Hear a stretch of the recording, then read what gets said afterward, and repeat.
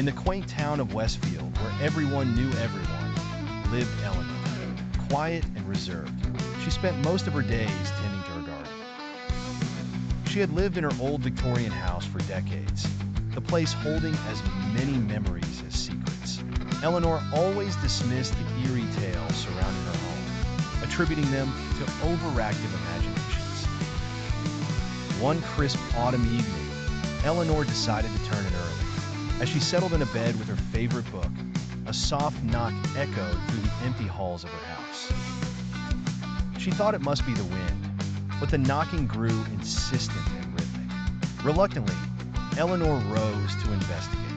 As she wandered down the dimly lit hallway, she noted the distinct chill in the air. Coming to the front door, she peeked through the peephole, but saw no one. Opening the door cautiously, there was no sign of any visitor.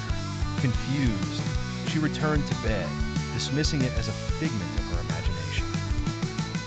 Moments after she settled back into the warmth of her bed, the knocking resumed, this time louder and more vivid. Fear gnawed at the edges of her calm demeanor. She reached for the phone to call for help but found the line dead. Panic set in, but ELeanor was resolute.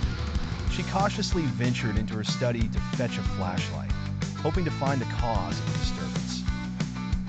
The hallway seemed longer, darker, and colder than ever before. As she neared the study, she noticed a faint glow under the door. With trembling hands, she pushed it open.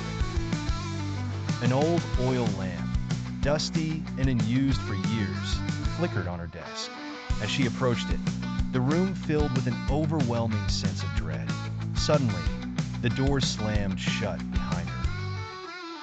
ELeanor's flashlight fell from her hands, the beam illuminating a shadowed corner of the room. There stood a figure, barely visible but undeniably present.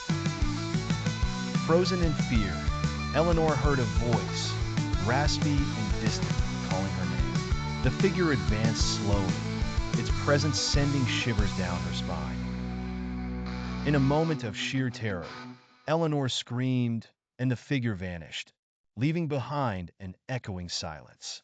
She fumbled for the door and fled the study, her heart pounding. She spent the night in her garden, under the open sky, too terrified to re-enter the house. The next morning, she found the study undisturbed, the oil lamp cold and dark. ELeanor never heard the knocking again, but the fear never left her. She became a recluse, avoiding the house as much as possible, haunted by the memory of that fateful night. The townspeople often whispered about her encounter, the story adding another chilling layer to the mysteries of the old Victorian house in Westfield.